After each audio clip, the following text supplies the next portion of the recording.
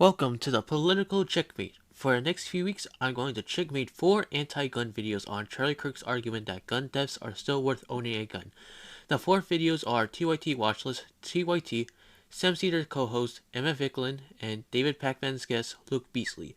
Last week, I checkmated TYT Watchlist, and now I am going to checkmate TYT's Ana Kasparian's video, Charlie Kirk says the quiet part out loud about gun violence. So here we go. I think it's worth it. I think it's worth to have a cost of, unfortunately, some gun deaths every single year so that we can have the Second Amendment to protect our other God-given rights. That's Charlie Kirk admitting that there is endless gun violence in the country, but feeling pretty okay about it. Because it's just, the collateral damage that comes along with being able to maintain our Second Amendment rights. So Charlie can have his toys, and sure, there are some school shootings that kill children, people taking their own lives with guns that are easily available, but again, who cares about human lives, right? Except the script seems to change quite a bit, Waz, whenever they're talking about taking rights away from women, when it comes to taking their autonomy away, agency over their own bodies, then all of a sudden they pretend like they care about human lives. Interesting. Charlie Kirk was arguing that just because people died, it should not justify taking a gun because guns bring more benefits than costs, such as defensive gun use or lowering the odds of criminals trying to attack you, as I mentioned before in part 1, and also he still wants to reduce the criminal rate. Also, according to the Washington Post, they have found that school shootings to be a rare occurrence. From 1999 to 2018, the likelihood of a student being killed by a gun in school would be 1 in 614 million. On guns and suicide, a literature review looking at Canada found that gun control did not reduce the overall suicide rate because they substituted it with other methods. On the abortion topic, the gun itself does not kill people, rather it is more to do with the person. While with abortion, it is the only thing besides miscarriage or birth to end the pregnancy. I'd also point out that people do identify as pro-life or pro-choice on abortion is because that's what the names of the choices are called. After all, no one is completely pro-choice because no one supports people choosing to use their bodies to beat up someone for no reason. And the claim that pro-lifers do not care about the baby outside the womb because they don't agree with progressive policies is a difference of political beliefs on government role on healthy people.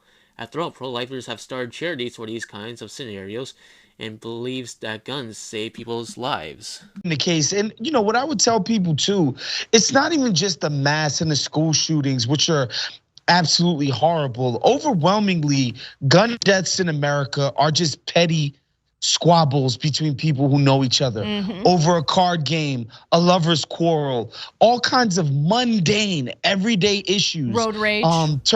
Road rage turn into death because we have so many guns on the streets. It's really terrible, honestly.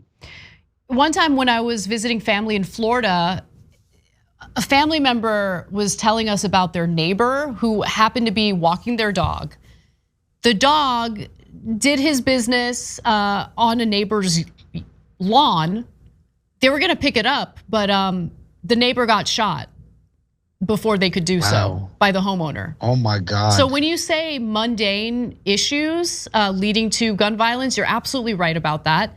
The stories that we cover end up being the mass shootings because if we covered every ridiculous, random shooting over mundane nonsense, that's all we would be talking about, and the show would need to be much longer than 2 hours.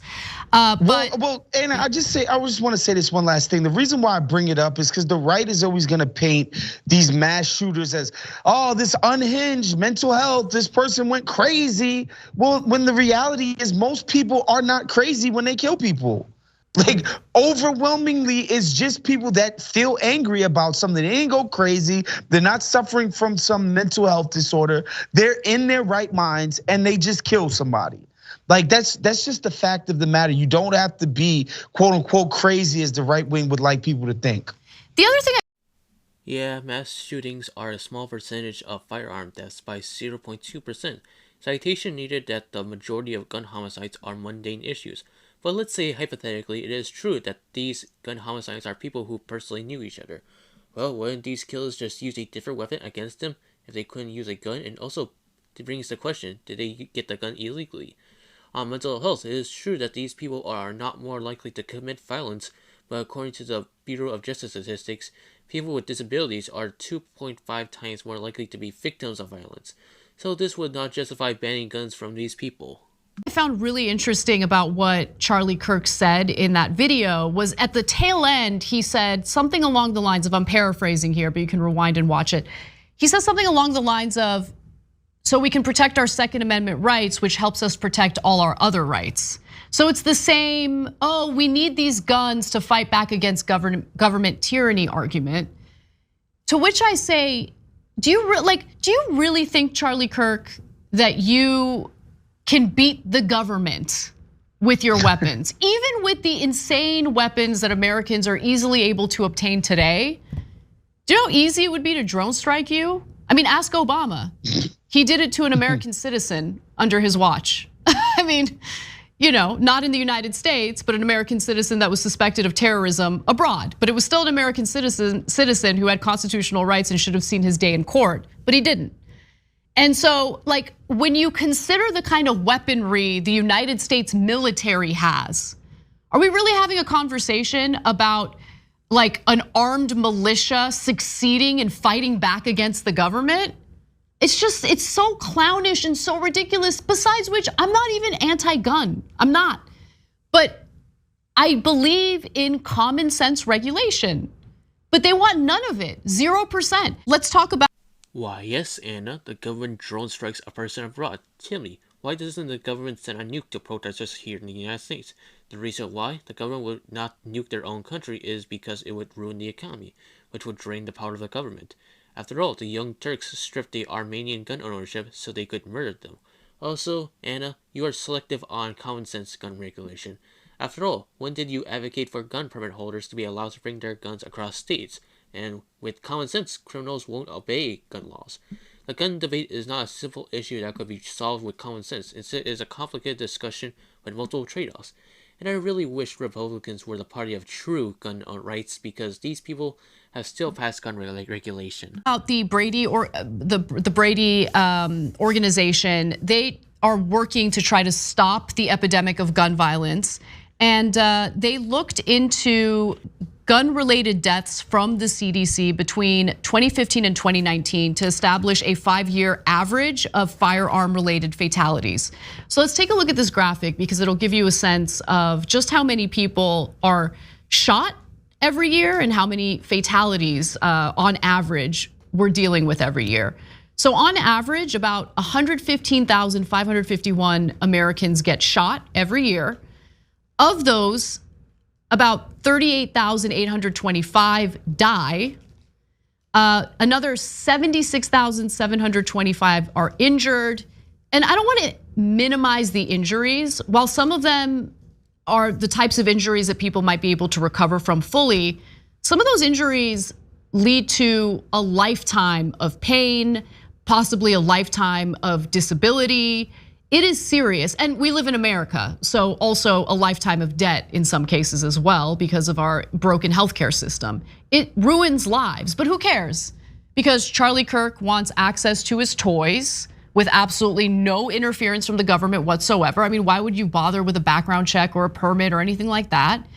And in his mind, he's going to protect everyone's rights against a tyrannical government. Even though, by the way, he's kind of in favor of doing away with our democracy. That was another Charlie Kirk clip that we didn't even cover this week. But he's like, I don't know, democracy, I'm not really into it. I mean, why do you want to be ruled by the masses? The desires of the masses. Democracy, let's throw it out. Also, I need my guns to protect democracy. Okay. Well, there are 1.67 million defensive gun uses, and here is the question. How many of these shootings are in gun-free zones? And how many of their shootings got their guns illegally or could substitute the weapon if it was targeted attacked?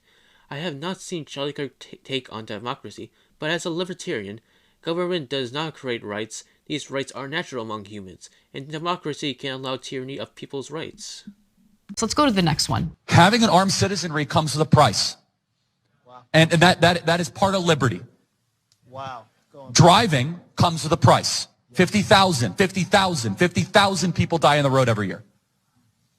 That's a price. You get rid of driving, you'd have 50,000 less auto fatalities.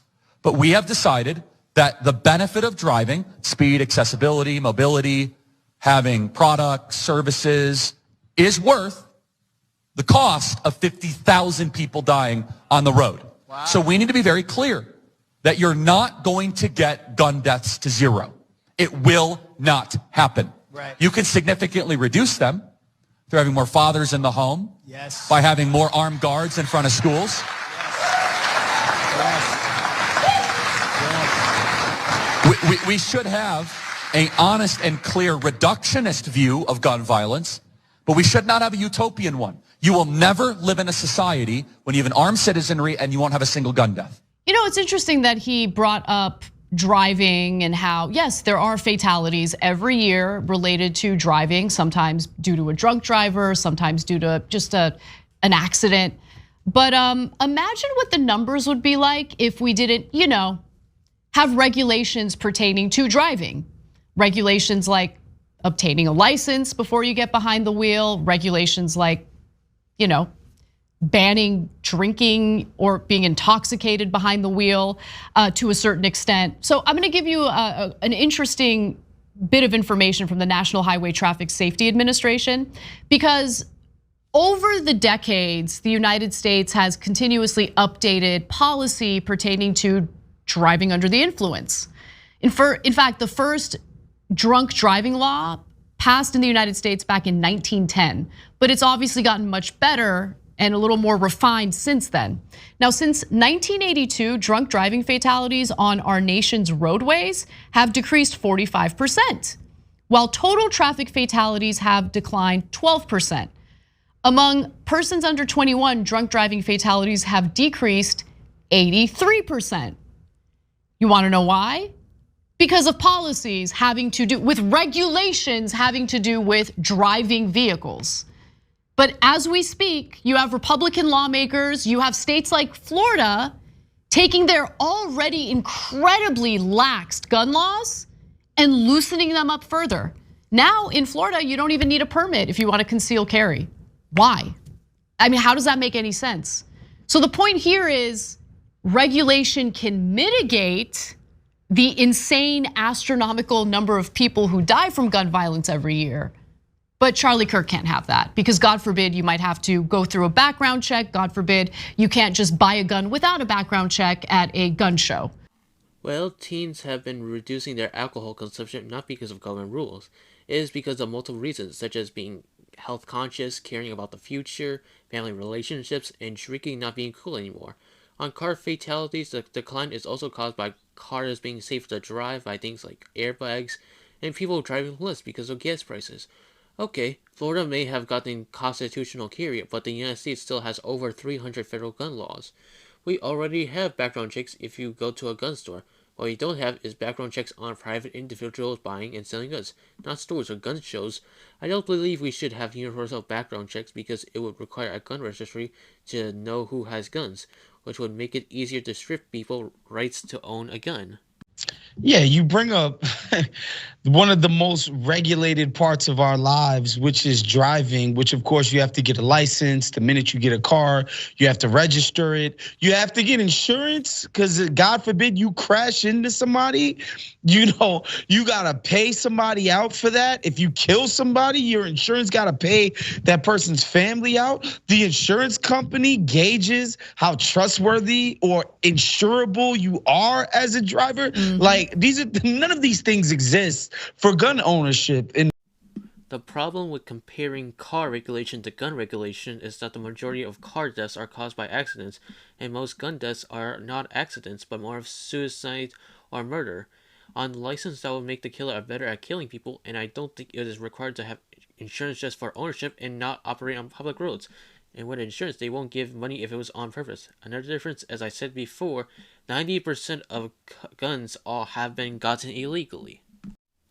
This is the end of the video. So two videos down, 2 to go. And thanks for watching, and please donate to my Patreon so I could make more videos and have your video requested checkmated. And thanks for watching, and have a nice day.